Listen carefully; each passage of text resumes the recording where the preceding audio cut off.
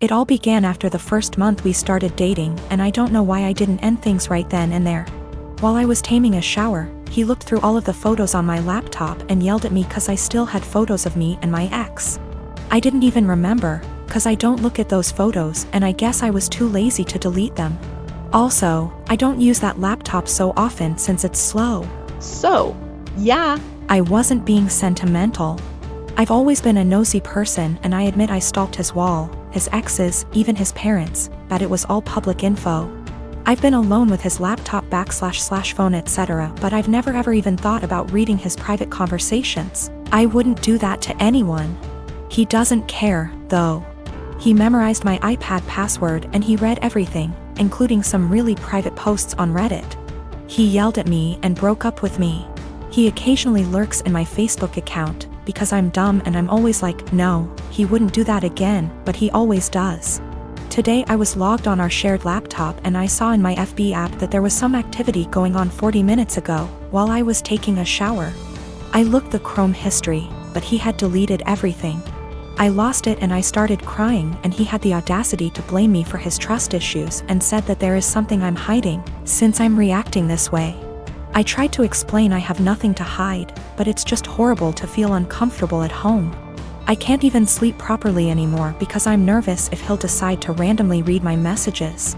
He scrolled maybe months of my FB searches, which is really embarrassing, and yelled at me again. He said I must be hiding something since I'm so upset. I don't hide anything, and I never gave him a reason not to trust me. Once he dumped me and I grabbed a beer with an old friend and he found out.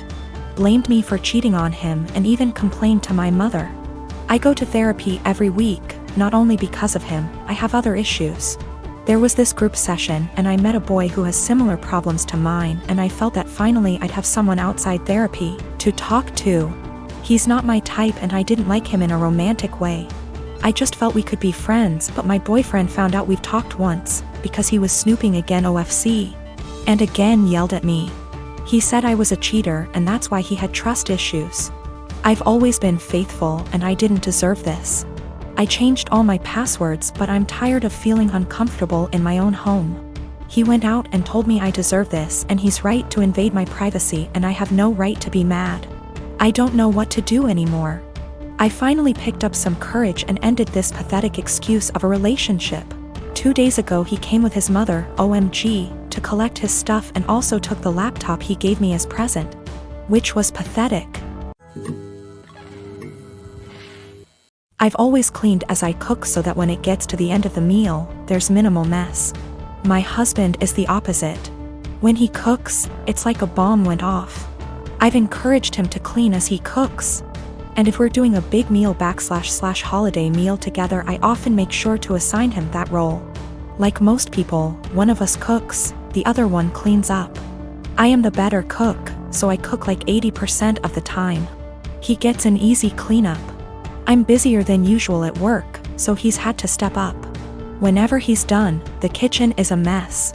I don't even get how it happens. There will be oil splatters untouched, stuff drying to dishes, peels and meat. I'm not about to let food sit out overnight, so after I'm done eating I'll start the process and won't get to really relax much. Last week I asked if he could please try cleaning as he cooks. He told me the rule is one person cooks, the other person cleans. I said I get that, but you're leaving me with a huge mess every night. He said I just don't have the time to clean up when I'm focused on cooking, knowing full well I'll see him scrolling on his phone. I just got so fed up, so on Sunday I made a big pot of chili. I didn't clean up as I worked. When I was done, I served him, sat down, enjoyed a beer and dinner. When he finally went into the kitchen, he said, "What the? Why is there such a mess?" I said that I was too busy paying attention to the chili to clean up. I started to get ready for bed. He was like, "You're just going to leave this here?" And I said yes. He said he would have to wake up extra early to clean up and that he had to be at work earlier than usual, and was supposed to play a game with his friends later that night, so could I just clean up? I said no, I cooked, so he has to clean. 2 days later he's still pissy with me because he ended up not being able to game and told me that he didn't get enough sleep, and was exhausted at work. Not to be too snarky, but it's not like he's a surgeon, because I had to prove a point to him. I told him that nothing else seemed to get his attention, and I feel pretty justified. He told me I was being a smug asshole about it and it was childish. We don't have a dishwasher, there's no room for one, so everything has to be done by hand. Additionally, doing the dishes means cleaning up the counters and stovetop and sweeping the floor, taking out the trash if need be. When I make chili, it's a process starting // dried chilies that I toast, soak, seed, pulverize, etc.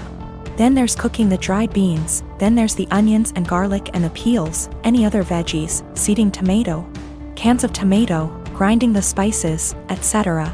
Then there's grating cheese for the top, etc. It definitely left a ton of dishes and other stuff behind. So another thing that comes up is whoever cooks also cleans, but since I cook most of the time, I just don't see that as being also fair to me. I'll end up spending almost every single day after work. I've been ending work at 6 or 7 some days lately, cooking and cleaning. If I had him cook more, I would definitely start to gain weight, and then we'd have another issue altogether. I have 2 sisters that I'm close with. I also have a niece, Leah. Leah's 16, and after my ex-wife decided to split up and divorce due to infertility problems that lasted for 5 years, I started a college fund for Leah to help her go to her chosen college. That was in 2019. Now I visit my mother's home, where my sister and Leah are living, every week to spend the weekend together. This past weekend I was asleep upstairs while my mother, my sister and Leah were in the kitchen. I came downstairs to grab a glass of water and heard my sister talking about my ex-wife expecting a baby with her new husband. This struck a nerve and I kind of froze from shock. I then heard Leah react to the news repeatedly saying, "I told you so, I told you so." Then explained she's always thought that I was the one with a problem for not being able to have a baby with my ex, but that I was too afraid to admit due to fragile masculinity. I could not believe what she said, but what made it worse is her following statement about how my ex was smart to get a divorce before it was too late. I went upstairs and into the room and shut the door and stayed there for hours. Mom and sister saw me about to leave and insisted to know what the problem was. I didn't want to argue, but I told them that I heard what Leah said about me. Leah stopped eating and got quiet. My sister tried to play dumb, but I told her I heard their entire conversation about my ex-wife and her pregnancy news. My sister tried to backpedal, saying Leah is just a kid who doesn't know much about this stuff and was just spouting nonsense. I told them I don't want to talk about it and they refused to let me leave, but I left eventually. I later sent my sister a text telling her about how hurt and devastated I was because of what Leah said, and told her I will no longer be responsible for funding her education. My sister kept trying to call, then texted saying Leah didn't mean what she said and offered to make her apologize, but I didn't feel comfortable being in the same room with someone who blamed me for something that was out of my control and something that literally turned my life upside down. My mother tried to get me to come over so we could talk, saying Leah doesn't deserve me turning my back on her like that. I haven't seen my sister nor Leah after what happened, but they are still trying to contact me, which means there's still a room for a discussion, and so I've decided to go see them tomorrow. Sit down together and have a long conversation. But this, I admit that I was mad when I told my sister about the college fund cancellation. I love Leah so much and see her as my own daughter. Unfortunately, her dad, my brother-in-law, is deceased, and so I understand losing a parent at a young age and relate to the kind of hurt she carries inside.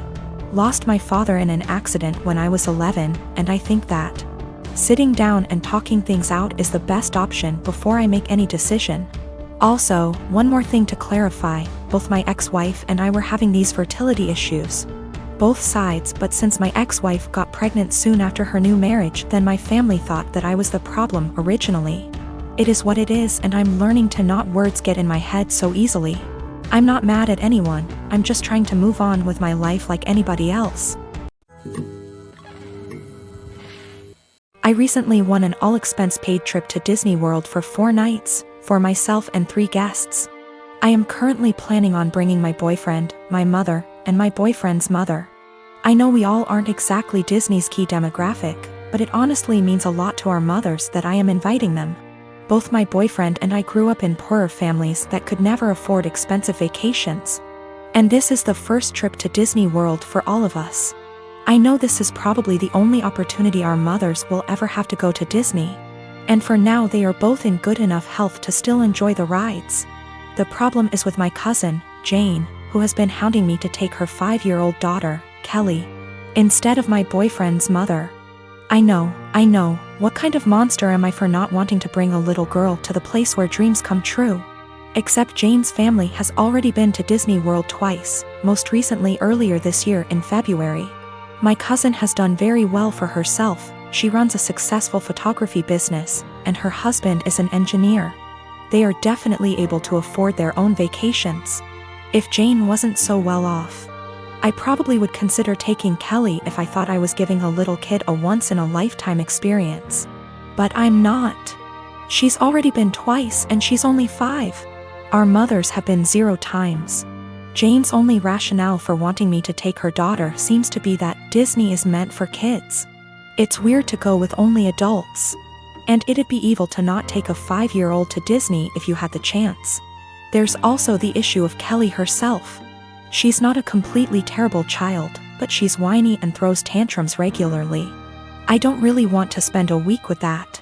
Also, what if she gets homesick? What if she gets actually sick? What if she gets lost? I'm not a parent myself and I would have no idea what to do in those situations. I also don't want to saddle my mother with the responsibility of caring for her. I babysat Kelly before, but only for a few hours at a time. I'm not sure why my cousin is even comfortable with the idea of me taking her child 3 states away. We are in North Carolina, so it's not like Orlando is just a short drive down the road if something happens. I tried telling Jane I'm not comfortable bringing Kelly, and she just said this is a good opportunity to find out what being a parent is like. What? She's almost acting like I'm not serious about not bringing Kelly, and I'm just pretending I don't want to bring her. It's really weird. Jane and I have always been very close, like we are sisters. And I'm afraid this has the potential to ruin our relationship once it comes to a head. What is the best way to tell her no without sounding like an evil child hater, or am I being selfish for not taking a kid to Disney?